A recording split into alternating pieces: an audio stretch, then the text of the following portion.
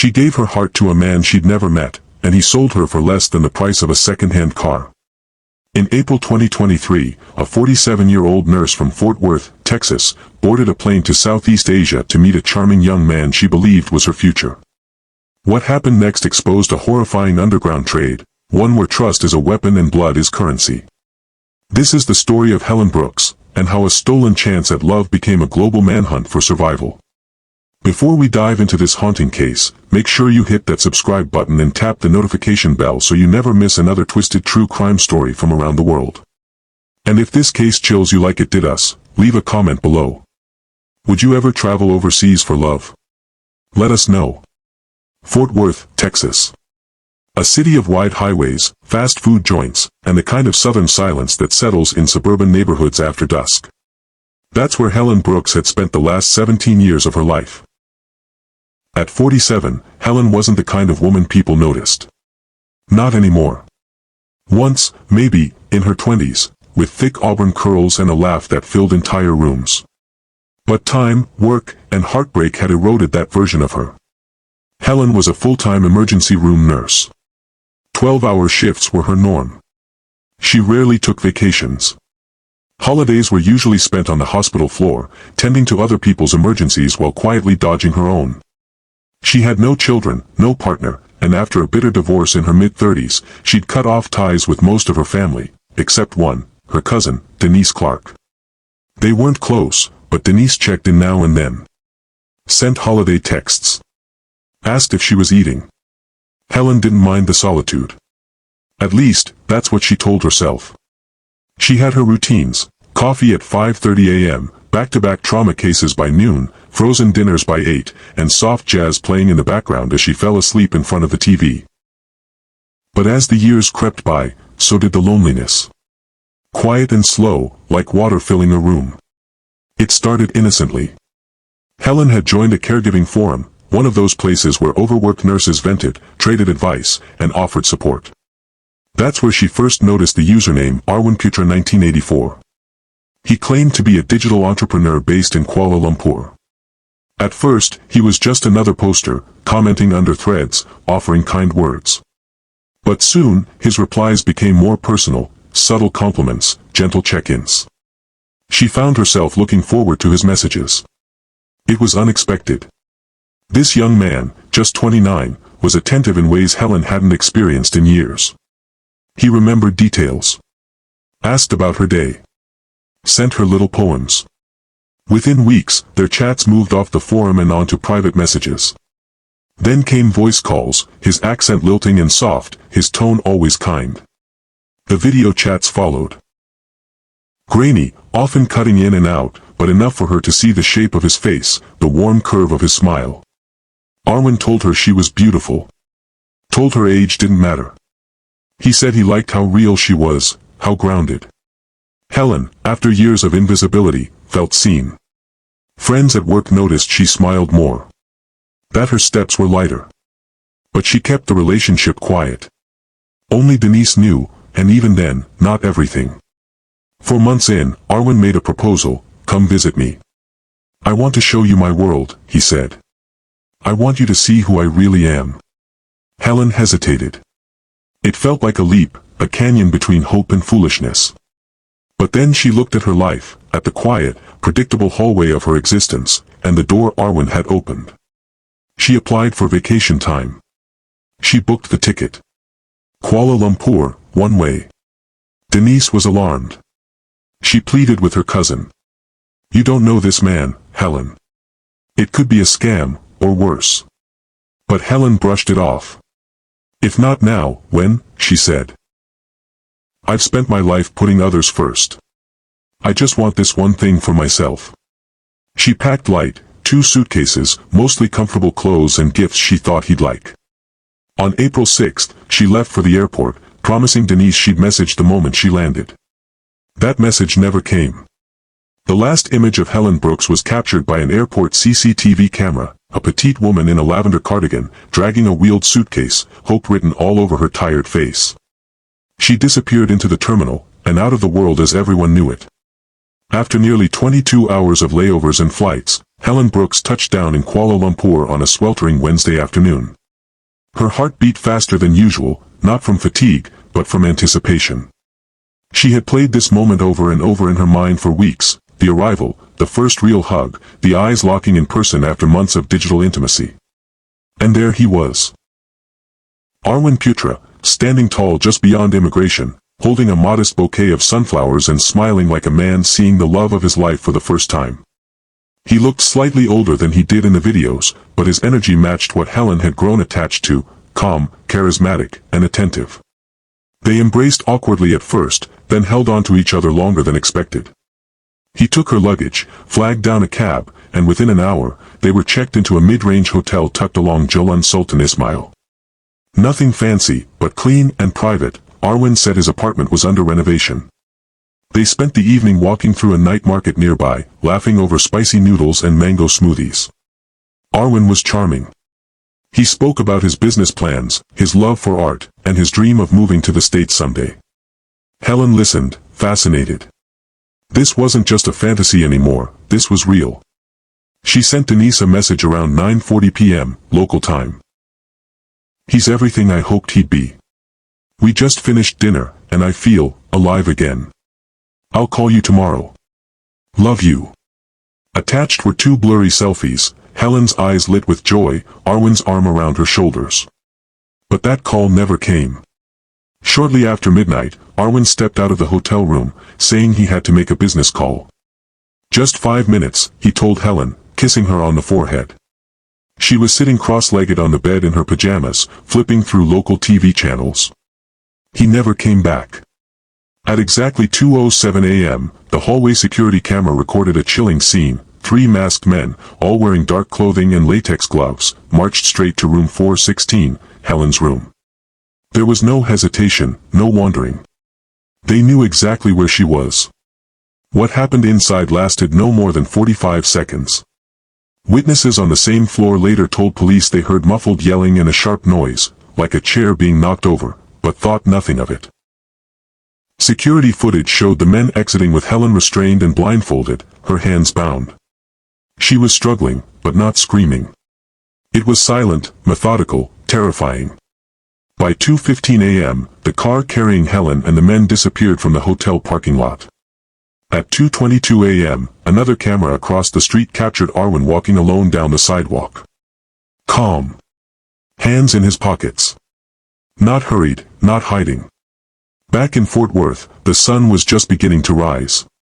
Denise Clark had barely slept, excited to hear how the reunion went. She made coffee and waited for Helen's "good morning" message. But nothing came. She checked the timestamp on Helen's last message. 9 hours ago. That wasn't like her. Even with jet lag, Helen was usually careful about checking in. Denise waited until noon, then tried calling. Straight to voicemail. The next 6 hours became a haze of growing dread. Messages went unread. Arwin's social media accounts, Facebook, Instagram, even LinkedIn, had all been deleted or scrubbed clean. Every link led to a dead end. Denise's worry escalated into panic. By midnight in Texas, she had filed a missing persons report with the local police, who contacted the U.S. Embassy in Malaysia. But missing adults abroad are difficult cases, especially in the first 48 hours. There was no immediate proof of foul play, no official complaint from the hotel yet. The embassy could only take a report and monitor the situation. Denise didn't stop there. She posted Helen's photo across Facebook, tagging every travel and expat group she could find linked to Malaysia. She emailed journalists. She called the FBI. Meanwhile, Helen's phone remained dead. Her bank account showed no activity after the night she landed. Her passport hadn't been used again.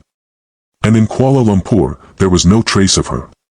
The hotel was cooperative. After police inquiries began, staff released footage and confirmed the names used at check-in. Arwin had paid in cash. No ID presented. The name on the guest book was Daniel R. Putra. A fake. The more Denise uncovered, the more she realized just how carefully this had been orchestrated. What had felt like destiny, now reeked of deception. And Helen Brooks, a woman who gave her life to helping others, had vanished in a foreign land, into a silence that screamed. Denise Clark had never left the United States before. She didn't even own a passport until 2 weeks ago. But on a humid Tuesday afternoon, she stepped off a plane in Kuala Lumpur, jet-lagged, emotionally drained, and determined. She couldn't sit in Fort Worth anymore, scrolling through outdated embassy updates and dead-end Facebook threads. Helen wasn't just a cousin, she was family. The kind of woman who never asked for help but gave it freely to everyone else. Denise owed her this fight. At the airport, she was met by a local translator assigned by the U.S. consulate. The air was thick and wet with heat, the city bustling and unfamiliar. Within 24 hours, Denise was inside the Bukit Aman Federal Police Headquarters, sitting across from Inspector Rafiq Hamdan. Inspector Hamdan was in his mid-40s, with weary eyes that had seen too much. He wore a crisp white shirt, no tie, and a badge clipped to his belt. He greeted Denise with a respectful nod and a calm demeanor, but his words were sobering. "We are aware of the case," he said, glancing at the file in front of him. "But I must be honest, this is not an isolated incident." Helen's file was one of several scattered across his desk, cases involving foreign women lured by fake relationships, only to vanish once they arrived. Some were trafficked. Some held for ransom. Some were never found. Denise's hands clenched on the table. "She's not just a case file," she said. "She's my family. She's kind. She trusted someone, and now she's gone. I need to bring her home." Hamdan leaned back in his chair. After a pause, he nodded. "I'll help you," he said. "But you need to prepare yourself. We don't always get the ending we want." What followed were days of agonizing movement with little progress. The police canvassed the hotel where Helen was last seen. Staff recalled her, polite, smiling, clearly smitten. No one suspected trouble. The CCTV footage from that night was still under review, but blurry images of the masked men gave little to go on. Then, a lead surfaced. A guest at a coastal resort 3 hours from the city claimed to have seen a blonde American woman matching Helen's description. She said the woman looked dazed, as if drugged or emotionally disturbed, and was escorted by 2 men who weren't locals. Denise held her breath as authorities dispatched a team. She waited at the hotel lobby, pacing. Hours passed. When Inspector Hamdan called, his tone said it all before the words even landed. "Not her," he said. "Another tourist. Safe and accounted for." Denise didn't cry. She just stared out the window, at a street she didn't know, in a country that suddenly felt colder. Then came another tip. A man resembling Arwen was caught on surveillance at the KL Central train station, withdrawing cash from an ATM. The time stamp was only 2 days after Helen's disappearance. Police pulled the footage. Denise watched it frame by frame. A tall man in a baseball cap, face angled away from the camera, moved fluidly through the terminal. He lingered near the ATM, checked his phone, then walked out the south exit. His posture matched Arwen's. So did his clothes. But facial recognition software returned no match. And the ATM card used? Registered under a different name. Another dead end. Back in the hotel, Denise collapsed onto her bed. She hadn't eaten much in 2 days.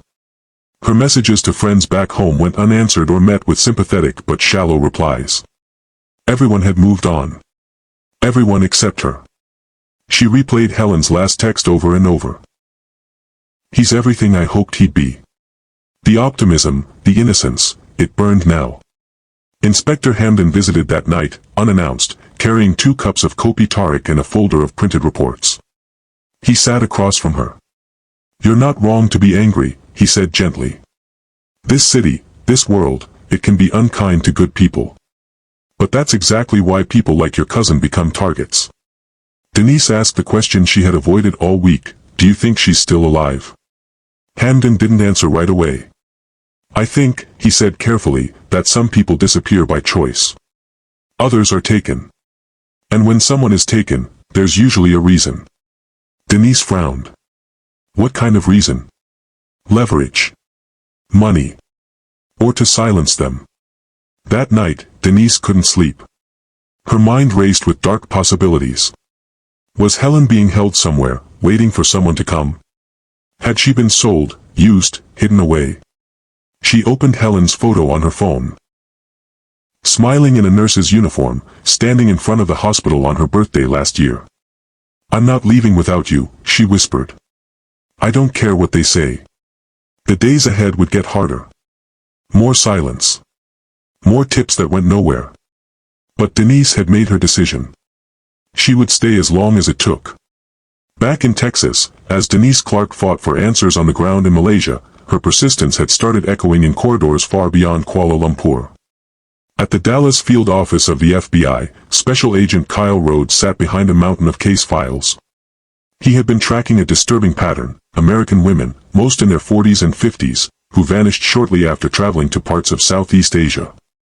Some were lured by romance scams, others by job offers or spiritual retreats. Few were ever heard from again. Helen Brooks' name caught his attention not just because of the details, but because of Denise's relentless outreach. Emails, calls, even voicemails. Her voice full of urgency, pleading for someone to care. And Kyle did. He began cross-referencing Helen's case with other active investigations. Within 48 hours, he discovered a concerning overlap. In 3 separate cases, victims had last been traced to the Klang district, an industrial zone on the western edge of Kuala Lumpur. It was known for its dense warehouses, shipping docks, and aging factories. It was also on a watch list compiled by Interpol for suspected trafficking operations tied to Southeast Asia's underground black market. One property in particular stood out, a crumbling, low-profile warehouse flagged multiple times over the years. Each report spoke of suspicious deliveries at night, barred windows, and high security inconsistent with legitimate business. No arrests had ever been made. No evidence ever stuck. The owners, shielded by layers of shell companies, always disappeared before authorities could make a move. Agent Rhodes compiled the data, maps, and prior surveillance notes. He flagged it urgent and sent it through diplomatic channels to the Malaysian police. Included in the report, Helen Brooks' profile, Denise's first-hand accounts, and one haunting sentence: "She may still be alive." Within hours, Kuala Lumpur police received the file. Inspector Rafiq Hamdan, who had refused to let Helen's case go cold, now had something tangible. Denise, seated across from him when the intel came in, saw the shift in his eyes. "This," he said slowly, "might be it." The plan had to move fast. 2 nights later, a quiet operation was greenlit. No press. No sirens. A joint task force assembled just before midnight. Tactical gear, infrared scanners, thermal drones. The warehouse, silent, looming in shadows, stood like a relic of rust and forgotten labor. From the outside, it looked abandoned. Vines crept up the concrete walls. Metal shutters clung to their hinges. But through heat imaging, bodies had been detected inside. As the clock struck 2:12 a.m., officers breached the west entrance. Darkness swallowed them. The stench of mold, gasoline, and decay hit hard. Flashlights swept over empty crates, rotted insulation, and torn plastic curtains. The space was a labyrinth of rooms, some holding nothing but broken furniture, others with locked doors that had to be forced open. In the far corner, they found the stairs. A rusted metal hatch led to a basement, a part of the structure that hadn't shown up in public building records. The air down there was worse. Stale, suffocating. And then came the moment that would change everything. A flashlight beam caught the glint of an ankle shackle. Then a soft, broken sound, barely more than a whisper. 4 women were found in that basement. Malnourished. Disoriented. Stripped of their documents, names, and time. Among them was Helen Brooks. She was barely conscious, curled in a corner, her skin pale and marked, her lips cracked from dehydration. But when her eyes opened, and a light fell on her face, she blinked. She was alive. An officer crouched beside her and said, softly, "You're safe now." It was the first kind word Helen had heard in weeks. She wept, though the tears came slowly. Her body, like her spirit, had endured far more than it was meant to. She was carried out gently, wrapped in blankets, oxygen mask strapped to her face. As the officers emerged from the shadows of that basement, a quiet victory passed through them. not triumph, but relief. One life saved in a world where many go missing forever. Outside, Inspector Hamden waited by the unmarked van. When the team leader nodded to him, he picked up his phone.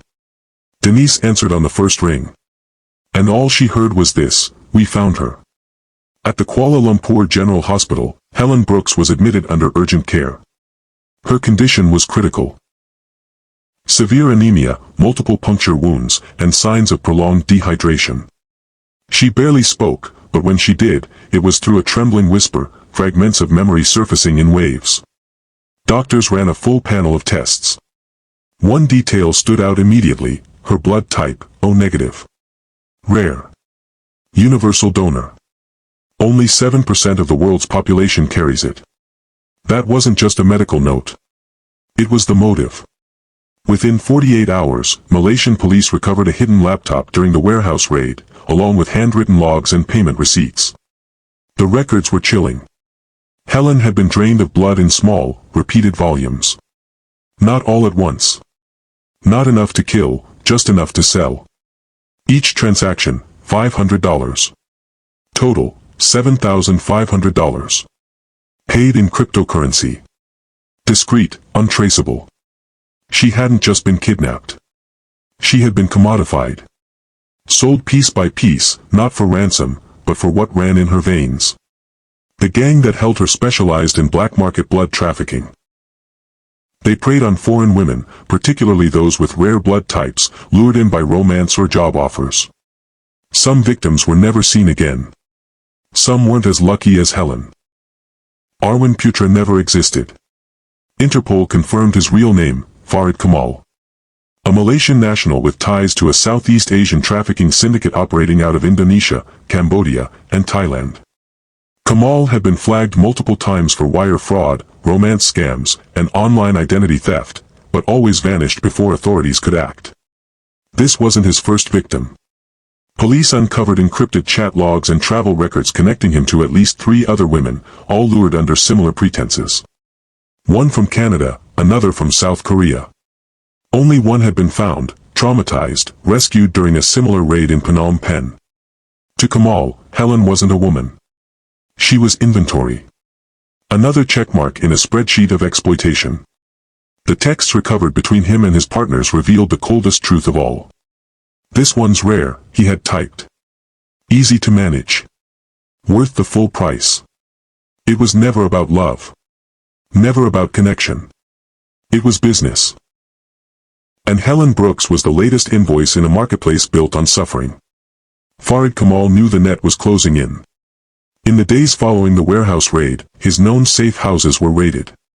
His digital trail, once carefully encrypted, was now exposed, thanks to seized hard drives and intercepted messages. He had only one option left: disappear. Using a forged Singaporean passport and cash obtained through crypto laundering, Farid arranged a quiet exit from Malaysia. Not through a major airport, too risky. He chose a small, unmanned airstrip outside Johor, hoping to catch a private flight into southern Thailand. But the authorities were waiting. Just before dawn, tactical units surrounded the airstrip perimeter. A tip had come through from a border informant. As Farid approached the jet, duffel bag in hand, an officer ordered him to stand down. He didn't. Shots rang out. A brief but deadly exchange erupted between Farid and law enforcement. He fired first. They fired last. Farid Kamal died on the tarmac, face down, his passport scorched by a stray bullet. On his body, a sealed envelope of documents, routes, drop points, digital keys, and names. A playbook of trafficking routes spanning Malaysia, Thailand, and Vietnam. Justice wasn't handed to Helen Brooks in a courtroom. It came from a bullet in the dark, at the end of a blood trail. Farid's death marked the turning point. Using the intelligence recovered from his body and encrypted devices, Interpol coordinated a sweep across Southeast Asia. Within 2 weeks, 3 more warehouses were raided, in Penang, Ho Chi Minh City, and Chiang Mai. 9 women were rescued. 2 had been missing for over a year. The criminal syndicate, while not entirely dismantled, had been fractured. Leaders were exposed. Accounts frozen. Back in the United States, Helen's story became national news.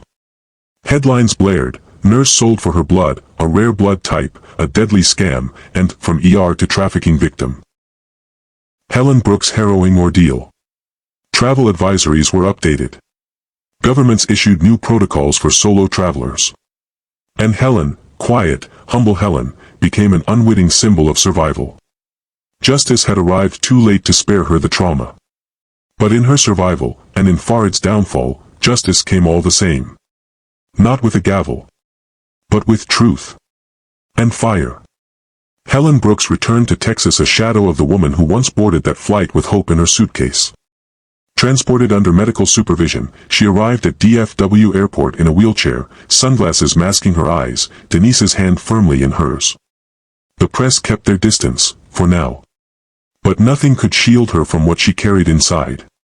The physical healing took time, IVs, rest, a tailored nutritional plan. But the emotional wounds ran deeper. Nightmares. Panic attacks. Moments of silence that stretched into hours. And yet, each day, Helen rose. With Denise's steady presence and a team of trauma counselors, she began to reclaim the smallest pieces of herself. Denise never left her side. She reminded Helen gently, over and over, "You're more than what they did to you." Helen never sought fame. But the world had heard her name, and some wanted to hear her voice. 6 months after her rescue, she sat down for one interview. One camera. One light. Her face was calm, but her hands trembled. She didn't recount every detail. She didn't have to. What she did say was this: "He didn't just steal my trust. He tried to erase me. But I'm still here." Today, Helen works quietly with survivor advocacy groups, helping women who, like her, believed in love and were betrayed by it.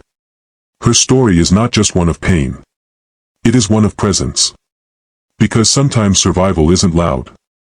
Sometimes, it's just breathing, waking up, speaking, and staying. And Helen Brooks is still here. Helen's story is not just a tale of betrayal. It's a warning. Online predators prey on the lonely and the hopeful. In her search for love, Helen nearly lost her life, but she survived. Others weren't so lucky. If you or someone you know is considering meeting someone overseas, talk first. Ask questions.